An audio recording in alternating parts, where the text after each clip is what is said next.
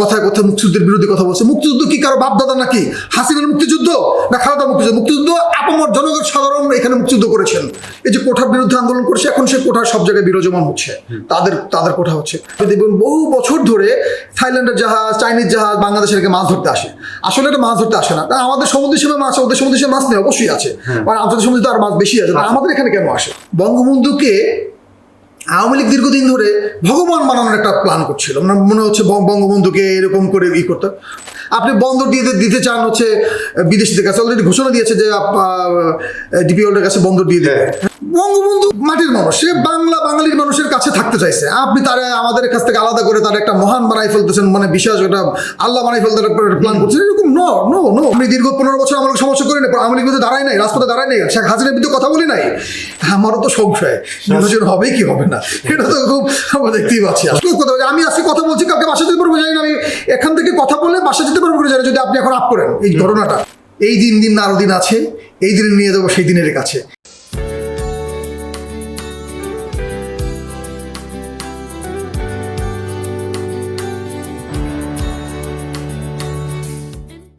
সুপ্রিয় দর্শক, আপনারা দেখছেন আমার বাংলা নিয়মিত আয়োজন কথা সামান্যই। আজকের পর্বে যিনি অতিথি, তিনি সত্যিকার অর্থে একজন গণমাধ্যম কর্মী। এর পাশাপাশি ওনার আর অনেক পরিচয় আছে, আমরা সেগুলো আসলে কথা বলতে বলতে জানবো। আর আমাদের স্টুডিওতে হাজির হয়েছেন শাকিল আহমেদ। শাকিল ভাই, আমাদের স্টুডিওতে আপনাকে স্বাগতম। Thank you. কেমন আছেন? চলে যাচ্ছে। আমরা আসলে এইটা খুব মানে কি বলে, বিষয়টা ফর্মাল আলাপ করি, অনেক ফর্মাল বিষয় নিয়ে, বাট আলোচনার বিষয়বস্তু একদম ইনফর্মাল। আমরা যেন আপনি যখন বাইরে বসলে যখন কথা বলি বর্ণার সময়, সেরকম একটা আড্ডার বিষয় আর কি। আমরা যদি মনে করি যে আমরা আজকে 16 তারিখ, গতকালকে আমরা ছিল 15ই আগস্ট। গতকালকে বিষয় থেকে আমরা আস্তে আস্তে প্রিকুয়েলে যাই। গতকাল যে ঘটনাগুলো ঘটেছে, মানে 32কে কেন্দ্র করে, ধানমন্ডি 32কে কেন্দ্র করে, এই বিষয়গুলোতে আসলে আমরা বলবো যে সচেতন মহন বা স্পর্শকাতর বা সেন্সিটিভ মানুষ যারা, তারা অনেকেই বলছেন যে এটা আসলে আমরা কি তাহলে শোক প্রকাশের অধিকার হারালাম কিনা। এই বিষয়টি নিয়ে যদি আপনি কিছু বলেন, মানে আপনি আসলে বাংলাদেশে সবচেয়ে মুশকিল হচ্ছে যে আমাদের দেশটা হচ্ছে বাংলাদেশ। 1971 সালের রক্তক্ষয়ী সংগ্রামের মাধ্যমে আমাদের দেশ স্বাধীন হয়েছে। প্রতিদিন মানে যদি 30 লক্ষ হিসাব করি, তাহলে গড়ে প্রতিদিন কত মানুষ মারা গিয়েছে চিন্তা করা মানে খুব মুশকিল। এবং বাংলাদেশের এমন কোনো অঞ্চল নাই যে অঞ্চলে অন্তত গোটা 10-20 কোথাও 50টার অধিক আপনার হচ্ছে গণকবর বা গণহত্যার ঘটনা ঘটেছে। এরকম একটা রক্তক্ষয়ী সংগ্রামের মধ্য দিয়ে আমাদের দেশ স্বাধীন হয়েছে। মানে এবং সেই স্বাধীনতার যে মহানায়ক বঙ্গবন্ধু শেখ মুজিবুর রহমান, তার মৃত্যু দিনে বা তার শতবার্ষিকীর দিনে বাঙালি তাকে স্মরণ করতে পারবে না, এটা একটা ভয়াবহ বিষয়। আমরা যে দেশ এত রক্তের মধ্য দিয়ে দেশ স্বাধীন হয়েছে, সেই স্বাধীনতার যে মহানায়ক, যাকে না হলে স্বাধীনতাই হতো না, সেই মানুষটিকে আমরা শ্রদ্ধা জানাতে পারছি না। এটা বাঙালির জন্য একটা দুর্ভাগ্যের বিষয়। দেখেন, আমি যদি একটু বলি, আপনি যদি একটু আমরা পিছনে যাই, 3500 বছরের হিস্ট্রিতে মানে ইতিহাসে বাংলাদেশ কতটুকু সময় স্বাধীন ছিল? 200 বছর আপনার ইংরেজ শাসন, তারপরে পাকিস্তানি শাসন, তারপরে আমরা। এই যে এত সংকটের মধ্যে, এত সংগ্রামের মধ্যে, এত আন্দোলনের মধ্যে আমরা একটা দেশ পেয়েছি। আমাদের সেই দেশটাকে আমরা আসলে এখন যে জায়গায় নিয়ে যাচ্ছি বা যে জায়গায় চলে যাচ্ছে, সেটা মানে এইটা খুব মুশকিল। এখন ধরুন কথা বলা যায় না, বঙ্গবন্ধু নিয়ে কথা বলা যায় না। কেন কথা বলা যায় না? কেন বলতে পারছি না আমরা কথা? আপনি একটু চিন্তা করে দেখেন। আমি তো গত সরকারের সময়ের কথা বলছি, শেখ হাসিনা সরকারের সময়। আমি শেখ হাসিনাকে শাহবাগে দাঁড়িয়ে আমরা বিভিন্ন সময় অসংখ্যভাবে তাকে সমালোচনা করেছি, কথা বলেছি। কিন্তু এখন তো মানে সেই সমালোচনা করতে পারি না, আমরা তাকে ফ্যাসিস্ট বলছি, মানে বা মানুষজন তাকে ফ্যাসিস্ট বলছে, মানে যারা আন্দোলন করেছেন বা যারা জুলাই আন্দোলন, তারা ফ্যাসিস্ট বলছে। তাহলে এখন যে যারা হচ্ছে আমরা কথা বলতে পারছি না, সেখানে কি বলে? এখন গণমাধ্যমের স্বাধীনতা নাই, গণমাধ্যমের অনেক সাংবাদিকদের আজকে বন্দি। আচ্ছা, তারা কি খুন করেছে? তারা কি মানুষ হত্যা করেছে? তাহলে তারা যদি ধরেন একজন সাংবাদিক বা যারা বন্দী আছেন, তারা যদি অপরাধ করেন, সেই অপরাধের শাস্তি হবে, কিন্তু তাদেরকে বিনা কারণে খুনের আসামি বানিয়ে তাদেরকে রেখে দেওয়া হয়েছে। এই যে গণমাধ্যমের স্বাধীনতা না, আমি একজন গণমাধ্যম কর্মী হিসেবে খুব কষ্ট লাগে যে কথা বলতে পারছি না। আপনি জানেন, আজকে বাজারে গিয়েছিলাম, সকালে বাজারে গিয়েছিলাম, দেখলাম তাল বেগুন, মানে যে গোল বেগুন যেটা, সেটা কেজি হচ্ছে 180 টাকা। হ্যাঁ 100 টাকা নিচে কোনো সবজি নেই। সবজি নাই। আচ্ছা, কেন আমরা কথা বলতে পারছি না? তখন তো আমরা বলতাম যে হাসিনা কি করছেন, শেখ হাসিনার কারণে আমরা এই ব্লা ব্লা অনেক কিছু বলতেছি আমরা। এখন আমরা কথা বলছি না, কথা বলতে পারছি না, কথা বলার অবস্থা আমাদের নাই, কথা বলতে দেওয়া হচ্ছে না আমাদেরকে, এরকম একটা পরিস্থিতি বিরাজমান। আপনি গত মাসে মহিলা পরিষদের একটা পরিসংখ্যান দেখেছিলাম। পরিসংখ্যানে ছিল গত এক বছরে প্রথমে ছিল জানুয়ারি থেকে জুন পর্যন্ত 6 মাসে একটা পরিসংখ্যান নিয়েছিল। সেখানে বাংলাদেশের 15টা জাতীয় পত্রিকায় যেসব সংবাদ এসেছে তার প্রেক্ষিতে করেছে, তারা বলেছে যে 1500-র উপরের নারীরা ধর্ষণের শিকার হয়েছেন। এর মধ্যে গণধর্ষণের শিকার হয়েছেন কি পরিমাণ, শিশু ধর্ষণের শিকার হয়েছেন কি পরিমাণ, এবং ধর্ষণ শিশু হত্যা হয়েছেন কি পরিমাণ। এটা একটা মানে আমরা একটা ভয়াবহ পরিস্থিতির মধ্যে দিয়ে যাচ্ছি। এই পরিস্থিতিকে আসলে আমাদের আসলে উত্তরণের কোনো বিকল্প নাই এই মুহূর্তে। যেটা হচ্ছে যেই প্ল্যাটফর্ম থেকে এরা দেশ চালাতে আসলো, সেখানে হচ্ছে যে আমাদের এর আগে আমাদের খুব কাছাকাছি দেশ যদি আমরা বলি, শ্রীলঙ্কা একটা উদাহরণ আছে। শ্রীলঙ্কা এরকম সরকার ফল করলো, সেই একই অবস্থা, মুদ্রাস্ফীতি এই সেই অনেক কিছু। কিন্তু যে 6 জন ওই কি বলে আন্দোলনটাকে পেছনে ছিল, এর মধ্যে একজন ক্যাব ড্রাইভার আছে। তাদেরকে যখন বলা হলো ঠিক আছে তোমরা ক্ষমতা থেকে নামাইছো, যেহেতু তোমরা আসো কি বলে উপদেষ্টা হিসাবে দেশে এন্টি গভর্নমেন্টে আসো, তারা বললো না আমরা যাবো, আমরা 6 জন যাবো না। কেন যাবো না? তোমরা এখন যারা দেশ চালাবা তারা যাতে বুঝো আগের জনের যে নামাইছে তারা এখন রাজপথে আছে, তোমরা তো রাইট ট্র্যাকে দেশটাকে চালাও। তারা গেল না এবং শ্রীলঙ্কা কিন্তু ওভারকাম করে আসছে। আমাদের এইখানে যেটা হচ্ছে সব জায়গায় সরকারি অফিস আদালত থেকে নিয়ে সমন্বয়ক টমন্বয় যা আছে সব জায়গাতে ছাত্রদের প্রতিনিধিত্ব হলো। তারা এখন যেটা হচ্ছে যে কি বলে সব জায়গায় তারা আছে এবং তাদের একটা দল করারও প্রয়োজন বোধ করলো তারা, এনসিপি। এখন আমি বলতে চাইতেছি যে এদের উদ্দেশ্যটা আসলে আপনার কাছে কি মনে হয়? যদি শুধুমাত্র একটা ফ্যাসিস্ট গভর্নমেন্টের পতন হইতো তাহলে তারা এরপরে ফ্রি থাকতো, মানে এটা হচ্ছে সাধারণ মানুষের যে কথা তাদের এগেনস্টে সেটা। সেক্ষেত্রে আপনার কি মনে হয়, মানে এদের মানে মূল উদ্দেশ্য কি, এদের ভবিষ্যৎ আপনার কাছে কি মনে হয়, কি করতে হবে আসলে? দেখেন, ভবিষ্যৎ বাঙালি এর বিরুদ্ধে যারা যাবে, গণতন্ত্রের বিরুদ্ধে যারা যাবে, তাদের ভবিষ্যৎ ভালো না, সেটা তো আমরা গত সময়ে দেখেছি। তো এটা নিয়ে বেশি অতিকথন করার কিছু নাই। খুব সহজভাবে যদি বলি, সেটা হচ্ছে আমাদের দেশের ধরেন এই যে গত আন্দোলন হলো, ভোট ও ভাতের অধিকারের লড়াইয়ের সাথে সাথে ছিল হচ্ছে ধরেন বিভিন্ন সময় হত্যা, লুণ্ঠন, লুটপাটের বিরুদ্ধে মানুষ কথা বলেছে। তো সেটা এখনো চলমান এবং তাদের যারা আসছে তাদের হাত ধরে চলমান। আপনি দেখতে পাচ্ছেন পত্রিকায় ভুড়ি ভুড়ি নিউজ আসছে এই যে অমুক নেতা তমুক নেতারা হচ্ছে লুটপাট করছেন, ধরা হচ্ছেন।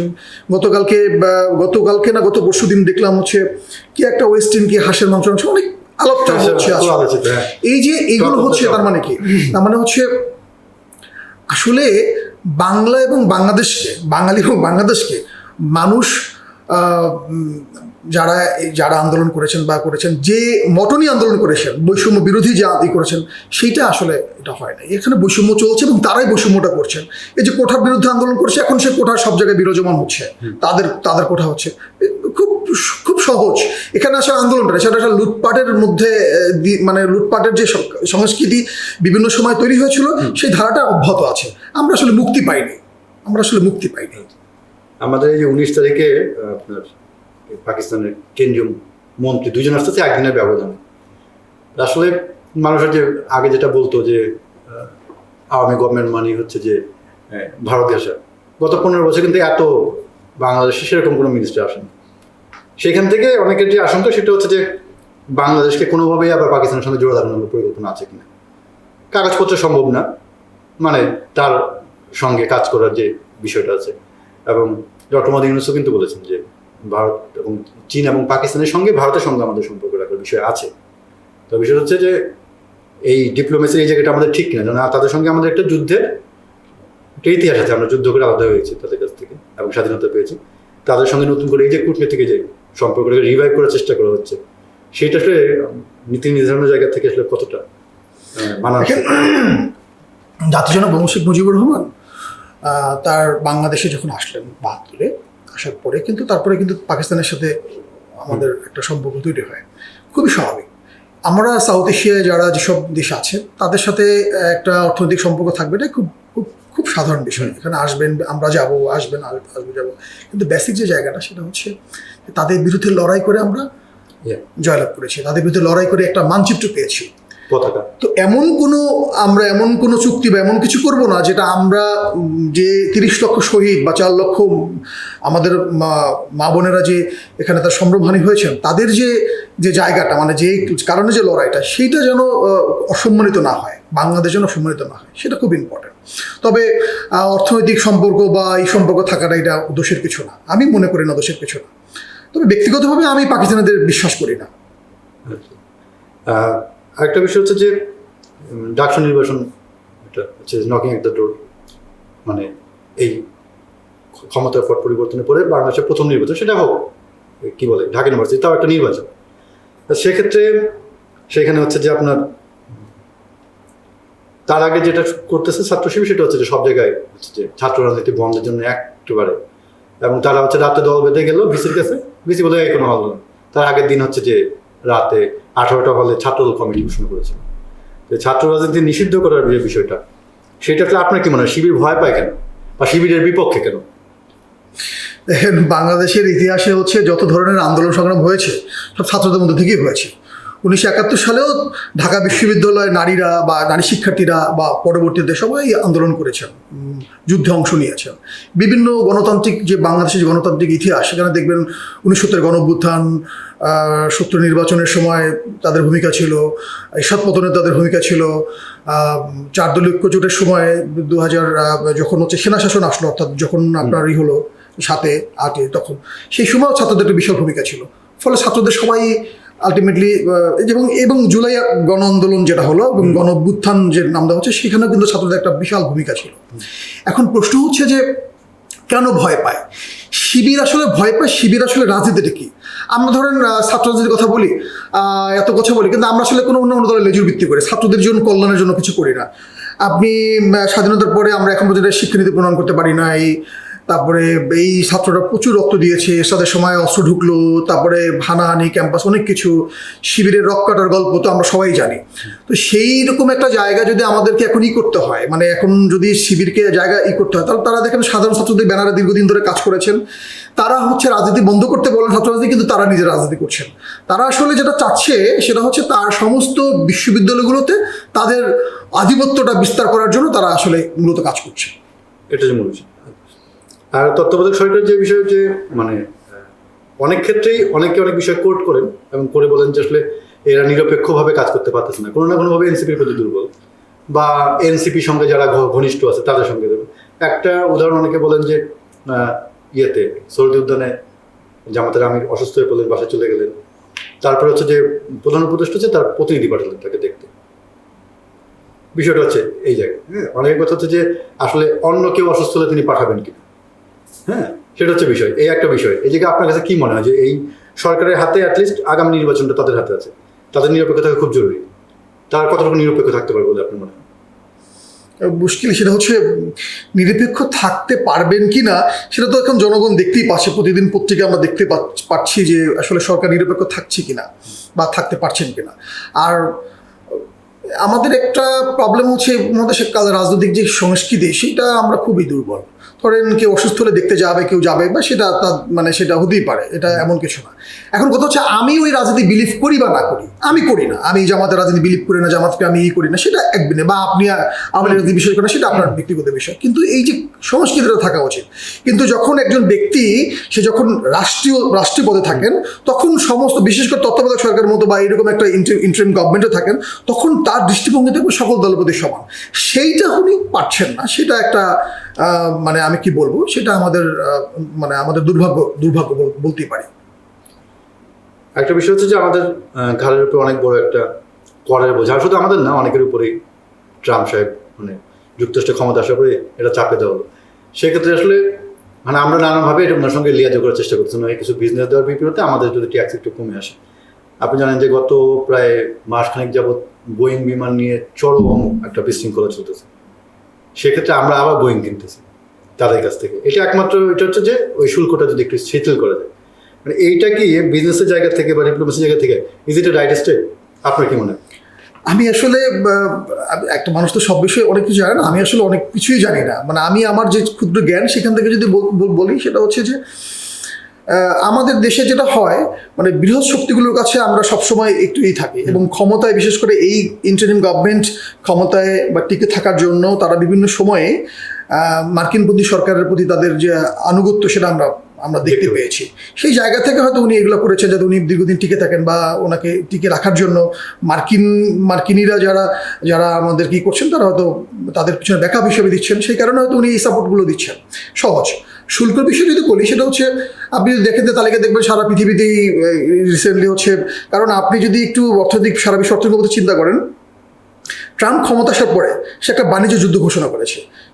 সে বুঝতে পেরেছে যে আগামী 3-4 বছর বা 5 বছরের মাথায় তাদেরকে ছাড়িয়ে অর্থনৈতিকভাবে চীন শক্তিশালী হয়ে যাবে। তো সেইখানে কত পরিমাণ বিজনেস করে দেশকে আবার ওই জায়গায় আনা যায়। আপনি রিসেন্টলি গতকালকে সমকালে বা মহিউদ্দিন ভাই বা তার আগে বেশ কয়েকটা এই রিলেটেড লেখাটাকে আপনি যদি দেখতে পারেন বুঝতে পারবেন যে এই নিয়ে বেশ আলোচনা হচ্ছে এবং শুধু আমাদের দেশে না সারা পৃথিবীতে আলোচনা হচ্ছে। তো সেইখানে হচ্ছে যে এবং গতকালকে যে দেখবেন যে ব্যয় সংকোচনের যে বিষয় সেটা খুব চেষ্টা করছে ট্রাম্প। আপনি গতকালকে তো পুতিনের সাথে উনি আলাস্কায় সম্মেলনে ছিলেন এবং সেখানে খুব হলো কোনো সমাধান ছাড়াই কোনো ঐক্যমত্য ছাড়াই সেটা শেষ হয়েছে। সো তাদের চেষ্টাটা হচ্ছে যে আমেরিকা যে দীর্ঘ বিভিন্ন বছরগুলোতে সারা পৃথিবীতে সাম্যবাদী মনোভাব যে আচরণ করেছে সেটা যেন ধরে রাখতে পারে এবং সারা পৃথিবীকে খবরদারি করতে পারে, সেই কারণে তার অর্থনৈতিকভাবে অনেক শক্তিশালী হওয়া দরকার, সেটাই সে চেষ্টা করছে। এর বাইরে কিছু না, ফলে সে বিভিন্ন দেশের উপরে তার নীতি চাপাবে, তার শুল্ক চাপাবে, আরও অনেক কিছু করবেন। এটাই হবে। আপনি তো পরিবেশ নিয়ে অনেক কাজ করেছেন, একসময় আপনারা যে টাঙ্গুয়ার হাওড়া জানি মানে এটাকে কি বলে পর্যটন কি বলে অংশগ্রহণ না করা হয়, কারণ এখানে তাহলে প্রচুর টুরিস্ট যাবে এবং কি পরিবেশ বৈচিত্র্য সব ধ্বংস হয়ে যাবে। আপনারা এইটার বিষয় নিয়ে অনেক মুভমেন্ট করেছেন। রিসেন্টলি যে আমাদের কি নাম সেন্ট মার্টিনে যেটা হচ্ছে পরিবেশ রক্ষার মানে ধোয়া তোলে, এটা হচ্ছে বিরোধীদের কথা যে পরিবেশ রক্ষার ধোয়া তোলে, এখানে অন্য কিছু একটা হচ্ছে না, যাওয়া রেস্ট্রিক্টেড করবে কেন। কিন্তু আসলে যারা সেন্ট মার্টিন গেছে তারা দেখেছেন তাদের মূল আয় উৎসই কিন্তু পর্যটন এবং ভেতরে খুব কম মানুষ বাস করে এমন একটা ভিন্ন। তো সব কিছু চিন্তা করলে এই যে নতুন করে স্যাংশনটা দেওয়া মানুষ যেতে পারছে না, এই বিষয়টা কি শুধু পরিবেশের কারণে নাকি এখানে কোনো মানে কি বলে রাজনৈতিক ফায়দা হাসিলের কোনো বিষয় আছে? দেখেন, এটা খুব ইম্পর্টেন্ট একটা বিষয়। আমি জানি না পাবলিকলি এই কথা বলা উচিত কিনা। প্রথমত হচ্ছে আমাদের যে ব্লু ইকোনমি অর্থাৎ below under water sustainable engineering below under ওয়াটারে যদি আমরা দেখি ব্লু ইকোনমি আমাদের যে পরিমাণ সম্পদ সমুদ্রে আছে সেটা থেকে সেটার আপনি কোনো করতে পারবেন না। আমি যদি একটু ছোট ছোট করে বলতে চাই, সেটা হচ্ছে প্রথমে সেন্ট মার্টিনে বলি। সেন্ট মার্টিনে হচ্ছে গত গভর্নমেন্টের সময় সেন্ট মার্টিনে বেশ কিছু গবেষণা হয়েছে।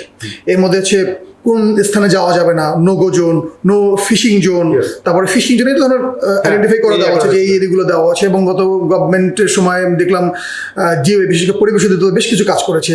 আন্ডার ওয়াটার থেকে হচ্ছে তারা ক্লিন আপ করেছে, আন্ডার ওয়াটারের যে বর্জ্যগুলো সেটা তুলেছে, কুতুব দিয়ে নিয়ে হচ্ছে তারা করেছে, এরকম বেশ কিছু চেষ্টা করেছে। কিন্তু আলটিমেটলি যেটা হচ্ছে সেটা হচ্ছে সেন্ট মার্টিন যে একটা কোরাল আইল্যান্ড, এখানে মানুষের থাকারই দরকার ছিল না। তারপরে যেহেতু অনেক বছর ধরে মানুষরা সেখানে থাকেন, যারা বসতি হয়ে গেছে, এখন তাদের আসলে আয়ের উৎসটাকে তাদের আয়ের উৎস একমাত্র পর্যটন। এখন ওইরকম যদি ইকো ফ্রেন্ডলি পর্যটন করা যায় তাহলে এক বিষয়। আমরা সেন্ট মার্টিনকে সহজেই খুঁড়ে এটা সেটা করছি, বিল্ডিং বানাচ্ছি, অমুক বানাচ্ছি, তমুক বানাচ্ছি, এইভাবে করে সেন্ট মার্টিন রক্ষা করা যাবে না। আর 2 নম্বর বিষয় হচ্ছে সেন্ট মার্টিনে আমাদের একটা বিশাল প্রাকৃতিক সম্পদ। আমরা ভারতের সাথে লড়াই করে অর্থাৎ আইনি লড়াই করে আমরা এই বিশাল একটা সমুদ্র পেয়েছি। সেখানে আমাদের তেমন কোনো গবেষণাই নেই।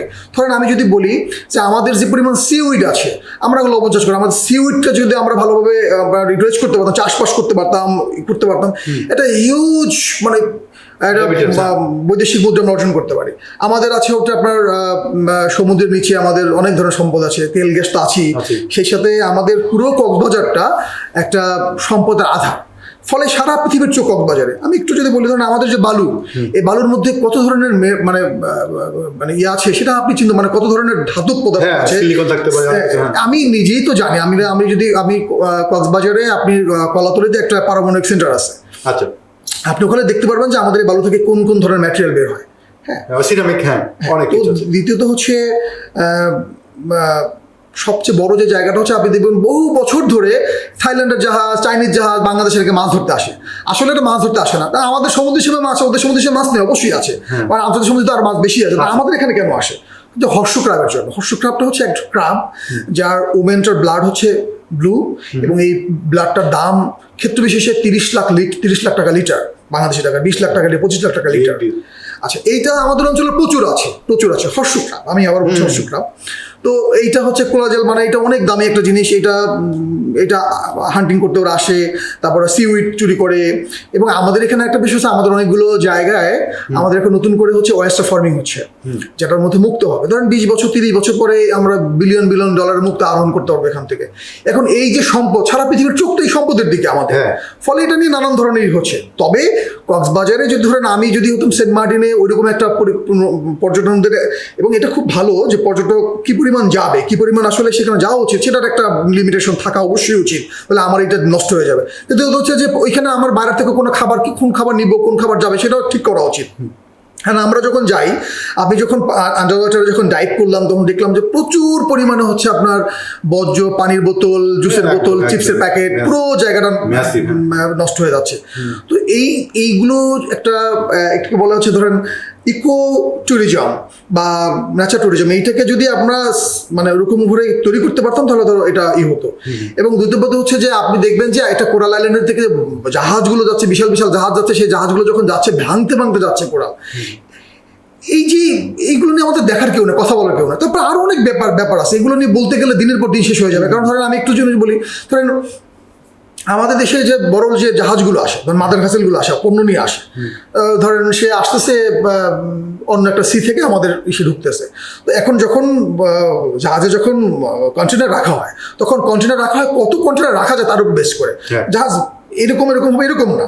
তারপরে ধরুন জাহাজ কন্টেনার এরকম হয়ে গেল, তখন কি হবে, এই নিচে থাকে টাঙ্কি, পানির টাঙ্কি, এখানে পানির টাঙ্কি এটা সমান করা হয়, তারপরে রওনা দেয়। এখন এই ধরেন পানিটা তুলসি হচ্ছে আটলান্টিক সি থেকে, এই পানির তাপমাত্রা 2 ডিগ্রি বেশি আছে।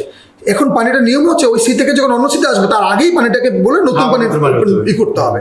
কারণ এখন আমরা এটা তো হচ্ছে দেখার কেউ না, এই পানিটা সরাসরি আমাদের এখানে চলে আসতেছে। এখন পানির মধ্যে আসতেছে নানান ধরনের এলিয়েন স্পিসিস, যা আমার দেশের মাছ চিনে না, আমার দেশে এই সম্পদ, মানে এই জিনিস আমাদের দেশে নাই। ধরেন এরকম এলিয়েন স্পিসিস আসতেছে যেগুলো আমাদের পরিবেশের জন্য ক্ষতিকর। তো আমি একটা ছোট উদাহরণ দিই, আপনি রিসেন্ট সময় দেখবেন যে বুড়িগঙ্গায় প্রচুর পরিমাণে সাকার ফিশ গুলো আসছে ধরেন অ্যাকুরিয়ামে পালছে, তারপরে নিয়ে করছে, এরকম করে ছড়াই গেছে। এখন সাকার ফিশ কি করে? সাকার ফিশ হচ্ছে লার্ভা খায়। তাই অন্য মাছের লার্ভা যদি খেয়ে ফেলে, তা আমরা পৃথিবীর একমাত্র দেশ যেখানে এত পরিমাণ স্বাদুপানির মাছ আর পৃথিবীর কোথাও নাই। তা আপনি সেই জায়গাটা নষ্ট করে ফেলতেছেন। আপনি শুধু আমাদের এই অঞ্চলে, আমি আমার অঞ্চলেও দেখেছি যে বিভিন্ন জায়গায় সাকার ফিশ চলে গেছে। আমার মাঝখানে ধরেন একবার ওই যে মেয়র তখন কি ছিলেন ভুলে গেছে, যে ওই যে তাপস সাহেবের আগে যে মেয়র ছিলেন, উনি একবার বললেন যে আমরা ওই যে ড্রেনের মধ্যে মশা মস্কিটো নিধনের জন্য আমরা গাপ্পি মাছ ছাড়বো। গাপ্পি মাছ ছাড়তেই পারে, ওকে ফাইন, ছাড়লেন। কিন্তু গাপ্পি মাছ যদি কোনো নদীতে চলে যায়, গাপ্পির কাজ হচ্ছে সে লার্ভা খেয়ে বাঁচে। এখন যদি মাছের লার্ভা এরকম শত গাপ্পি মাছ যদি চলে যায় এবং এটা যদি হয়ে যায়, তাহলে আমাদের মাছগুলো নষ্ট হয়ে যাবে। সারা পৃথিবীর মানুষ তাকায় থাকে আমাদের মাথার জন্য। আমাদের আসলে এই অঞ্চলটা একদম প্রাকৃতিক সম্পদে ভরপুর। এই মানে কি নাই আমাদের অঞ্চলে, আপনি মাছ বলেন, গাছ বলেন, আপনি ম্যানগ্রোভ কথা বলেন, পৃথিবীর কোন ম্যানগ্রোভে 52, 53 বা 55 প্রজাতির ম্যানগ্রোভ আছে, ম্যানগ্রোভ প্লান্ট আছে। আপনি কুইন্সল্যান্ডে যান, অস্ট্রেলিয়ার, সেখানেও নাই, আমার অঞ্চলে আছে। আমরা আমার সম্পদটাকে রক্ষা করতে পারছি না, আমার সম্পদকে রক্ষা করার জন্য আমাদের কোনো মাস্টার প্ল্যান নাই, আমরা কোনো চিন্তাই করতে পারছি না। সো এই পরিবেশ একটা বড় জায়গা, এবং সারা পৃথিবীতে এখন মনে করি আগামী দিনের যে যেতে হবে সেটা পরিবেশ নিয়ে হবে। পরিবেশ কেন্দ্রিক রাজনীতি হওয়া উচিত, পরিবেশ কেন্দ্রিক কথা বলা উচিত, এবং যত কিছু সিদ্ধান্ত হচ্ছে পরিবেশ কেন্দ্রিক হওয়া উচিত। এটা আমার পৃথিবী। ওই সেন্ট মার্টিনের যে স্যাংশনটা, মানে ইট ইজ প্রপার, রাইট? এটা ঠিক আছে। আমি এটা তো বলছি না যে প্রপার, এটা একটা সমন্বিত প্ল্যান করতে হবে সবাইকে নিয়ে। আপনি যে স্টেক হোল্ডার আছে তাদেরকে এখন আপনি আটকে দিলে তারা কি খাবে, তাদেরকে দেখতে হবে। এটা টোটাল মিলে একটা প্ল্যান হতে হবে, তাদের কর্মসংস্থানের ব্যবস্থা করতে হবে, তাদের করতে হবে।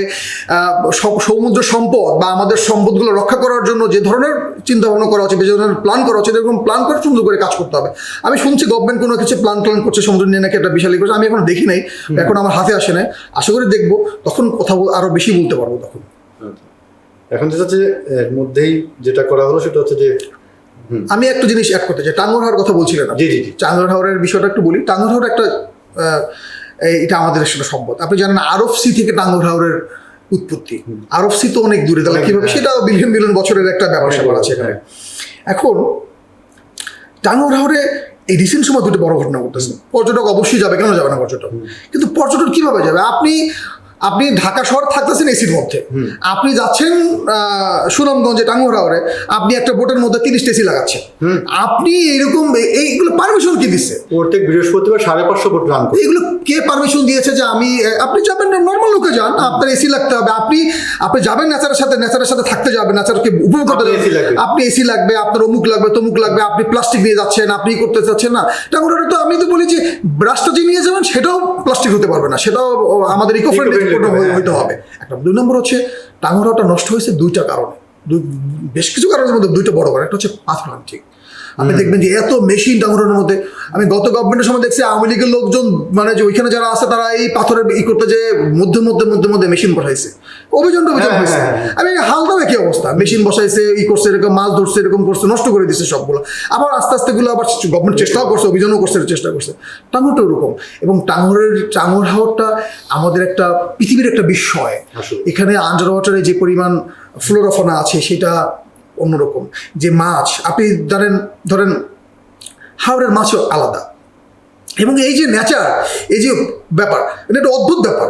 আপনি 1973 সালে মেবি বা না কত সালে আমি ভুলে গেছি, সে সময় হচ্ছে এটা আপনার রামসার সাইট হিসেবে ঘোষণা হয় টাঙ্গুয়ার হাওর।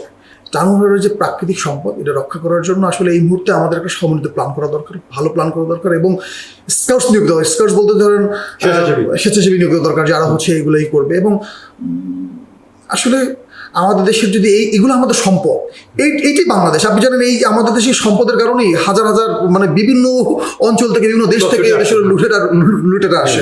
শুধু মশলার জন্য এই অঞ্চলে যুদ্ধ হয়েছে কত শত, তারা ঠিক না, শুধু মশলার জন্য। আপনি জানেন যে একটা সময় ছিল গোলমরিচের নাম খেয়েছেন নিশ্চয়ই, papers, black papers 1 black pepper equal to 2 pound once upon a time। তো এটা একটা ব্যাপার। আমার দেশে একটা সম্পদের হাব, মানে একটা সম্পদের আধার। এবং আমি যদি একটু এসে বলি, আপনি দেখেন যে আমরা যত লক্ষ আলোকবর্ষ আমরা বিজ্ঞানীরা হচ্ছে কি বলে ওই যে টেলিস্কোপ থেকে দেখতে পেয়েছে বা করতে পেয়েছে, সেখানের মধ্যে কোনো প্রাণ নাই। তার মানে যদি আমরা বলি, তার মানে আমাদের এইটাই হচ্ছে আসলে কি বলে জানো তো, মানে কি বলে যে ভেস্ত, মানে যদি আমরা সেই ধর্মীয়ভাবে বলি যে এইটি হচ্ছে স্বর্গ। সেই স্বর্গের ধরেন এই স্বর্গের সবচেয়ে বেস্ট জায়গা কোনটা? সেটা হচ্ছে হিমালয়ের এই যে নিচের যে অংশটা, সেটা হচ্ছে সবচেয়ে সুন্দর। সেইখানে আমরা বাস করি এবং সবচেয়ে উর্বর ভূমিতে আমাদের বাস। সেই উর্বর ভূমিটা আমরা নষ্ট করে দিন নষ্ট করে ফেলছি। আমার কোনো সব সম্পদ আমরা নষ্ট করে ফেলছি একদম নিজেরা। আপনি এই যে সাপের বাসস্থান ধ্বংস করছেন, প্যাঁচার বাসস্থান ধ্বংস করছেন, বাঘের বাসস্থান ধ্বংস করছেন। তারপরে ধরেন আপনি প্রতিদিন মাছ খান, আপনি প্রতিদিন হরিণ শিকার করেন যে লুটেরা। ধরেন একদিন এটার নিউজ হয় না, কিন্তু একদিন যদি কোনো মাছ মানুষ খেয়ে ফেলে, ধরেন একটা হাঙর মানুষ খেয়ে ফেলে, ওই দিন ধরেন সারা পৃথিবীতে নিউজ হয়। আপনি ওর জায়গা ধ্বংস করবেন, তো বসে থাকবে। আপনার বাড়িতে যদি লুট পড়তো, আপনার বাড়িতে যদি দখল করতো, আপনি বসে থাকতেন? তো আপনি তো ওর বাড়ি দখল করবেন, ওর বাড়ি ধ্বংস করে আপনি বাড়ি করছেন। তো এইটা আসলে আমাদের এই বোধটা থাকতে হবে, এই বোধটা আমাদের মধ্যে নাই। এবং আসলে আমাদের দেশের মানুষ, আমি জানি না কি আমরা আসলে দেশকে ভালোবাসতে জানি কিনা জানি না, আমি খুব কষ্ট লাগে যে আমরা আসলে দেশকে ভালোবাসি না। আমার মনে হয় এরকম হয়। পৃথিবীর যেখানে মানুষের পা পড়েছে সেই জায়গাটা নষ্ট হয়েছে। মানুষ একমাত্র প্রাণী যে ক্ষুধা না লাগলেও খায়, আর পৃথিবীর কোনো প্রাণী বলতে না ক্ষুধা না লাগলে খায় না। কি অদ্ভুত একটা বিষয়। চিন্তা বাঘের সামনে পড়লে না থাকলে আপনি খাবেন, সে খাবে না, কিন্তু মানুষ খায়। আপনি এখন খাবেন, একটু পরে সিঙ্গারা খাবে, একটু পরে সমুচা খাবে, একটু পরে ওইটা খাবে, সেটা খাবে, খাইতে থাকে সে। ঠিক আছে, অদ্ভুত একটা ব্যাপার। তাই হোক, আমরা তাহলে এখন মাছে ছিলাম, মাছ থেকে হাঁসে চলে আসি। গতকালকের টপ অফ দ্য টাউন, এই যে হাঁসের মাংস। উনি 300 ফিটে যান, নীলা মার্কেটে হাঁস খান, না পাইলে চলে যান সোজা ওয়েস্টিন। আসলে এরা তো মানে এলিয়েন না, আসিফ মাহমুদ এলিয়েন না যে অন্য গ্রহ থেকে আসছে সম্পর্কে আমরা কিছু জানি না, বা জাতি কিছু জানে না। তার পারিবারিক স্ট্যাটাস সম্পর্কে আমরা সবাই জানি, তার ফ্যামিলি সম্পর্কে অনেক কিছু।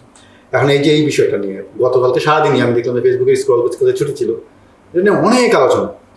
একজন উপদেষ্টা তার কি এতটুকু সেন্স থাকা উচিত কিনা যে আমি কি করতেছি, কি বলা উচিত, সেইটা এই ব্যক্তির আছে কিনা? আপনার কি মনে হয়? উনাকে মানে জাস্ট টার্গেট করে বলার একটাই কারণ, সেটা হচ্ছে ওরা আরো অনেক রকমের ঘটনা আছে, অনেক রকম। লাস্ট যেটা হলো যে অপু, যে শামীমের বাসা থেকে যে টাকা আনতে গেল, সে একটা ভিডিও রিলিজ করেছে, সেটা নিয়ে অনেক কথা। আর আন্দালিব পার্থ, উনি একটা পোস্ট দিয়েছে যে আগে ভাত খুঁজতো ক্যান্টিনে, এখন হাঁস খুঁজে ওয়েস্টিনে। এই যে বিষয়টা কি বলবো, এতে বাংলাদেশ আসলে কোনো প্রকার বাংলাদেশ সামনে কোনো সুদিন কি আছে আসলে? এটা তো কোনো না কোনোভাবে মানে পরবর্তী আরো ক্ষমতা দল হয়ে উঠবে? আপনার কি মনে হয়? যে দেখেন আসলে সব বিষয় নিয়ে আলাপ করতে আমিও স্বাচ্ছন্দ্য বোধ করি না। আমি খুব সহজ করে বলতে চাই, সেটা হচ্ছে রাষ্ট্র পরিচালনা বড় বিষয়, রাষ্ট্র পরিচালনা অনেক বড় বিষয়। হ্যাঁ, তো এখন একটা তারা হচ্ছে একটা আন্দোলন সংগ্রামের মধ্য দিয়ে আসছে, তো তারা এখন ওখানে দায়িত্ব আছেন। আমি সবসময় কথায় কথায় তার ব্যাকগ্রাউন্ডকে টেনে আনাটা আমি কোনোভাবেই পছন্দ করি না, বা আমি ব্যক্তিগতভাবে কারো ব্যাকগ্রাউন্ড টেনে আনতে চাই না। থাকতেই পারে আজকে আমারও একটা অবস্থা, আমি কালকে আর একটা অবস্থানে আসতেই পারি, এটা এমন কিছু না। কিন্তু বিষয় হচ্ছে যে উনি আসলে পারেন কিনা, এরকম একটা পদে থেকে উনি আসলে পারেন কিনা এরকম করে, সেটা হচ্ছে ইম্পর্টেন্ট। তো এইটা আসলে বলার অপেক্ষা রাখে না, যা বলা সে তো সারা পৃথিবীর মানুষ, মানে সারা দেশের মানুষ বলছে, পত্রিকাগুলো বলছে, এটা নিয়ে বিশেষ কিছু বলার কিছু নাই। শুধু এইটুকুই বলবো যে এই দিন না আরও দিন আছে, এই দিনে নিয়ে যাবো সেই দিনের কাছে। একদিন নিশ্চয়ই আমরা সেরকম একটা সময় আসবে, যে সময় আসলে বিচারহীনতা সংস্কৃতি থেকে আমরা মুক্ত হব। আমরা একটা সুন্দর সুখী সমৃদ্ধিশালী বাংলাদেশ দেখতে পাবো, এরকম একটা স্বপ্ন এখনো আছে দেখি আমরা এখনো কথা বলছি, এখনো আসছি, এখনো নানা বিষয়ে আলোচনা করছি। আরেকটা বিষয় আমি বলি, সেটা হচ্ছে যে গোপালগঞ্জে যেদিন এনসিপি গেল, অনেক বড় ক্ল্যাশ, এবং হচ্ছে যে 4 জন সেদিন মারাও গেল। এইখানে যেটা হচ্ছে যে মানে আসিফ মাহমুদের সেকেন্ড যে বিষয়টা, সেটা হচ্ছে যে তাকে মনিটরিং সেল থেকে দেখতেছে যে ইয়েতে কি করতেছে গাজীপুর। সেখানে স্বরাষ্ট্রমন্ত্রী থেকে খুব স্বাভাবিক, খুব প্রাসঙ্গিক, কারণ তারা আইনশৃঙ্খলা রক্ষাকারী বাহিনী সেখানে ফাইট করতেছে, তাদের কিভাবে সিকিউর করলো, কি করলো না করলো, কিভাবে পরিস্থিতি হ্যান্ডেল করছে, এদের রাইটার রাউন্ড, তার এটার জন্য তার জবাব দিয়ে জায়গা আছে, সে দেখতেই পারে। সেখানে আসিফ মাহমুদও হাজির, মানে সরকার থাকা অবস্থায় যে বলতেছে এই দলটাকে কিংস পার্টি। এখন দেখেন কে একটা রাষ্ট্র পরিচালনা হচ্ছে, হ্যাঁ। এখন থাকতেই পারেন, এতে দোষের কিছু নাই। দোষ না, কারণ এখন ধরেন গোপালগঞ্জে খারাপ কিছু ঘটুক বা ভালো কিছু ঘটুক, যাই ঘটুক না কেন, সেটা তাদের উপরে আসবে, সেটা দেখতেই পারে, এটা এমন কিছু না। বরং আলোচনার বিষয়টা হতে পারে যে গোপালগঞ্জ আসলে কি ঘটেছিল, হ্যাঁ, গোপালগঞ্জে কেন এরকম ঘটনা ঘটবে। এখন ধরেন বঙ্গবন্ধুর, আমি যদি বলি বাঙালির হচ্ছে তীর্থস্থান গোপালগঞ্জ, ওখানে এই বাংলাদেশের স্বাধীনতা ডাক দিয়েছেন, তার বাড়ি গোপালগঞ্জ, তিনি ওখানে শায়িত আছেন। গোপালগঞ্জের মানুষ আওয়ামী লীগ বিএনপি না, গোপালগঞ্জের মানুষ বঙ্গবন্ধু সারা বাংলাদেশের মানুষের কাছে অন্যরকম একটা ব্যাপার। আপনি গতকালকে যদি সারা দেশের, যে গতকালকে আমি আজকে সকালে ঘাটতে দেখছিলাম যে গতকাল কত মিলিয়ন স্ট্যাটাস পড়েছে, কত কি পড়েছে, এরকম বিষয়। বঙ্গবন্ধুকে আওয়ামী লীগ দীর্ঘদিন ধরে ভগবান বানানোর একটা প্ল্যান করছিল, মানে মনে হচ্ছে বঙ্গবন্ধুকে এরকম করে করতে ভাই। বঙ্গবন্ধু মাটির মানুষ, সে বাঙালির মানুষের কাছে থাকতে চাইছে। আপনি তারা আমাদের কাছ থেকে আলাদা করে তার একটা মহান বানাই ফেলতেছেন, মানে বিশ্বাস ওটা আল্লাহ বানাই ফেলতে প্ল্যান করছেন, এরকম নো। হ্যাঁ, বঙ্গবন্ধু মানুষের মস্তিষ্ক আমার হৃদয়ে থাকবে, বঙ্গবন্ধু হৃদয়ে থাকবে। আমি যদি বলি বাংলার আকাশ একটা বঙ্গবন্ধু শেখ মুজিবুর রহমান, ঠিক আছে, তাহলে বঙ্গবন্ধু কথা বললে কি আমি আমাকে সমর্থন করতে পারবো না? আমি দীর্ঘ 15 বছর আমাকে সমর্থন করি না, আমি বিরুদ্ধে দাঁড়াই নাই, রাজপথে দাঁড়াই নাই, শেখ হাসিনার বিরুদ্ধে কথা বলি নাই, সারা দেশে যখন ধর্মীয় সংখ্যালঘুদের উপর নিপীড়ন নির্যাতন হচ্ছে কথা বলে নাই, যে কুমিল্লা আমরা লং মার্চ করেছি, কুমিল্লা যখন যে এই মানুষকে একটা মানুষকে মেরে ফেললো, যে দুর্গা প্রদর্শন হামলা হলো, তখন আমরা সেখানে গিয়েছিলাম। এবং আমরা অনেকগুলো বিভিন্ন ইস্যুতে লং মার্চ করেছি, তেল গ্যাসের জন্য লং মার্চ, মানে কথা বলেছি, বিদেশি নানান বিষয় করছে, এখনো করছে। এই যে কয়েকদিন আগে বামপন্থীরা একটা করলো, রোড মার্চ করলো, এই যে বন্দর নিয়ে, হচ্ছে না? তো তারা কি বঙ্গবন্ধুকে ভালোবাসে না? বঙ্গবন্ধু আসলে উঠতে রাখেন না ভাই, বাংলাদেশের রাজনৈতিক বিতর্কে উঠতে রাখেন। বঙ্গবন্ধু একজন মহান নেতা, যার সৃষ্টি না হলে বাংলাদেশকে আমরা জানি না, হয়তো স্বাধীন হতেন, কিন্তু কবে হতো আমরা জানি না। আমরা অপেক্ষা করেছিলাম এরকম একটা নেতার জন্য বহু বছর ধরে, ঠিক আছে?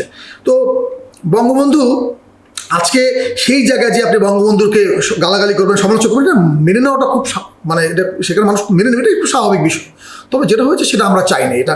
আর অনেকে বলছেন যেখানে কেন গেছে এনসিপি, কেন এনসিপি যাবে না কেন? যে কেউ যেতে পারে, যে কেউ তার রাজনীতির নিয়ে যেতে পারে, কিন্তু আপনি এরকম একজন নেতা সম্পর্কে বলার ক্ষেত্রে, কথা বলার ক্ষেত্রে, এসের ক্ষেত্রে আমাদের সংযত হওয়া উচিত, এটা খুব ইম্পর্টেন্ট।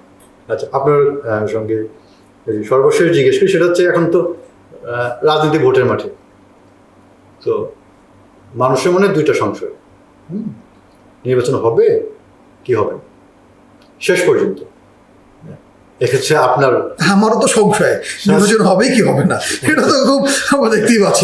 এটার কারণ এই চিন্তার কারণ কি, দুশ্চিন্তার কারণ কি? দুশ্চিন্তার কারণ অনেকগুলো। নির্বাচন, ধরেন আমি 2001 থেকে নির্বাচনকে ভালোভাবে পর্যবেক্ষণ করেছি, দেখেছি, তখন আমি বুঝতে পেরেছি, নির্বাচন ভোট দিয়েছি। তো নির্বাচনমুখী যখন একটা দেশ হয়, তখন তার যে বডি ল্যাঙ্গুয়েজ, অর্থাৎ গভর্নমেন্টের বডি ল্যাঙ্গুয়েজ থেকে শুরু করে নেচার অফ ওয়ার্ক, হ্যাঁ সেটা একটু অন্যরকম হয়, সেটা আমি কোনো লক্ষণ দেখছি না। 2 নম্বর হচ্ছে ধরেন দেশের যে অবস্থা, আপনি মহব হচ্ছে, এখানে এখানে অমুক হচ্ছে তমুক হচ্ছে, এই কথা কথা মানুষকে মেরে ফেলতেছে, মানুষের জীবনে নিরাপত্তা নাই, মানুষ খেতে পারছে না। আমি আজকে সকালে আমার মতো মানুষ সকালে বাজার করতে যাই, বাজার না করে ফেরত চলে আসে, আমি কিনতে পারি না বাজার, আমি আসলে কি কিনবো বুঝতে পারছি না। এরকম একটা অবস্থার মধ্যে, এটা দেশটাই ঠিক এরকম অবস্থার মধ্যে নির্বাচন হওয়াটা শঙ্কিত আমরা সবাই। আমি অন্য কিছু মিলিয়ে বলছি। এটা কি মানে কি এই ধরনের পরিস্থিতি নির্বাচনের ক্ষেত্রে অন্তরায় আপনার মনে হয়? অবশ্যই।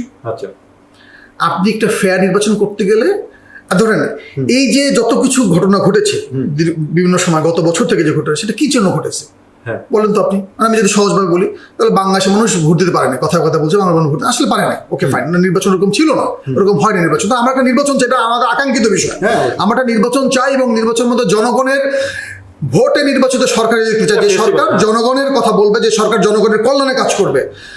আমার এখন দেশে বিনিয়োগ নাই, আমার সমস্ত কারখানা বন্ধ হয়ে যাচ্ছে, মানুষের চাকরি হারাচ্ছে, কেউ কথা বলছে, আমি আজকে কথা বলছি কালকে বাসা যেতে পারবো জানি না, আমি এখান থেকে কথা বলে বাসা যেতে পারবো জানি যদি আপনি এখন আপ করেন এই ঘটনাটা, যেতে পারবো জানি না, এরকম একটা অবস্থা, বা আল্টারনেটিভ বাসা থাকতে পারবো তাও আমি জানি না, এরকম একটা পরিস্থিতি বিরাজমান। এরকম পরিস্থিতির মধ্যে নির্বাচন শঙ্কিত। আমরা চাই সারা আইনশৃঙ্খলা কমিটি মানে আইনশৃঙ্খলা পরিস্থিতি ঠিক হোক, সারা দেশে মানুষ নিপীড়নের হাত থেকে মুক্তি পাক, মানে গণতন্ত্র মুক্তি পাক, কথা বলতে পারুক, মানুষ যা ইচ্ছা তাই বলতে পারুক, এরকম একটা পরিস্থিতি আমরা চাই, যে কারণেই মানুষ বিদ্রোহ করেছিল। তো সেই জায়গাটাকে যদি না আনেন তাহলে ওই রকম হবে। আর 2 নম্বর হচ্ছে যে আমার তো সন্দেহ যে এই সরকার আসলে নির্বাচন ডিউর সময় দিতে চায় কি চায় না, এটা তো আমি সন্দেহ পোষণ করছি। এখন যারা ক্ষমতায় আছেন বা যারা এখন দেশ চালাচ্ছেন তারা কতটা বাংলাদেশকে ভালোবাসেন সেটা নিয়ে আমার সংকেত, একদম সহজে বলতে চাই। তার দ্বৈত নাগরিক, ম্যাক্সিমাম দ্বৈত নাগরিক ইসের, তারপরে হচ্ছে অনেক কিছু হচ্ছে এই দেশে এখন বর্তমানে বুঝতে পারতেছি, কথায় কথায় মুক্তিযুদ্ধের বিরোধী কথা বলছে। মুক্তিযুদ্ধ কি কারো বাপদাদা নাকি? হাসিনার মুক্তিযুদ্ধ না খালেদা মুক্তিযুদ্ধ? মুক্তিযুদ্ধ আপামর জনগণ সাধারণ এখানে মুক্তিযুদ্ধ করেছেন, ঠিক আছে? আপনি বলেন কথায় কথা মুক্তিযুদ্ধ বলা হচ্ছে, মুক্তিযুদ্ধ মানে বোঝে? রক্ত বোঝে? বাংলাদেশের প্রতি ইঞ্চি মাটি ভিজে গেছিল, প্রতি ইঞ্চি মাটি, এমন কোনো মাটি নাই ভিজে দেয় নাই। আপনি গণহত্যার খবর বললাম, চুকনগরের গল্প শুনেছেন নিশ্চয়ই, আপনি সৈয়দপুরের গল্প শুনেছেন, আপনি এক একটা জায়গায় এরকম অসংখ্য গল্প আছে, অসংখ্য গল্প নয়, হিস্ট্রি, সত্য ঘটনা। এরকম একটা পরিস্থিতির মধ্যে আছে মুক্তিযুদ্ধের নাম নেওয়া যায় না, মুক্তিযুদ্ধের কথা বলা যাবে না। কেন বলা যাবে না? আরে দেশটা যে দেশে রাজনীতি করতেছে সবাই, সেই দেশটা মুক্তিযুদ্ধের মাধ্যমে অর্জিত দেশ। যে দেশে আজকে এত কিছু হচ্ছে, এই গণ আন্দোলন অমুক তমুক হচ্ছে, সেটা কিসের জন্য হচ্ছে? এই দেশকে ভালো রাখার জন্য হচ্ছে বা ইসের জন্য হচ্ছে? তা আমার সেই দেশটাই নাই, মুক্তিযুদ্ধকে স্বীকার করলে সেই অস্বীকার করলে সেই দেশটাই তো থাকে না। আপনি সেই মুক্তিযুদ্ধকে কথায় কথায় প্রতিপক্ষ বানাচ্ছেন, মুক্তিযুদ্ধকে বিরুদ্ধে সমালোচনা করছেন। কি জন্য সমালোচনা করছেন? আপনি কে? আপনি কোথা থেকে আসছেন? আমি কে? আমার পরিচয় কি? আমার পরিচয় কি? আমি প্রথমে মানুষ, তারপর আমি বাঙালি, তারপর আমি বা মুসলিম বা হিন্দু বা খ্রিস্টান বা অন্য বিষয়। তা আমার এই যে পরিচয়, সে পরিচয় কে এনে দিয়েছে? কিসের মাধ্যমে হয়েছে? সেই মুক্তিযুদ্ধের মাধ্যমে হয়েছে। অবশ্যই।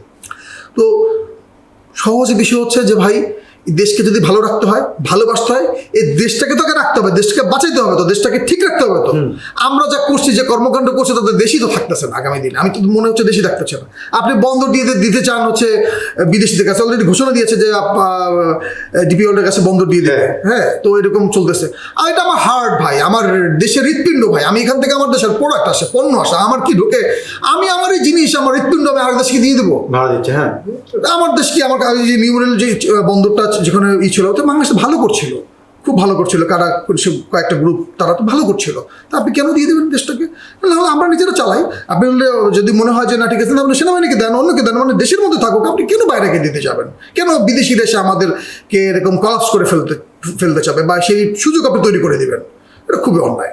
এটা মেনে নেবেন না বাংলাদেশের মানুষ, নিশ্চিত থাকুন আপনি। ধন্যবাদ শাকিল ভাই, আপনাকে ধন্যবাদ। আপনি আসছেন, অনেক সময় দিলেন এবং আমরা অনেক কিছু জানতে পারলাম, বিশেষ করে যে পরিবেশ বৈচিত্র্য নিয়ে।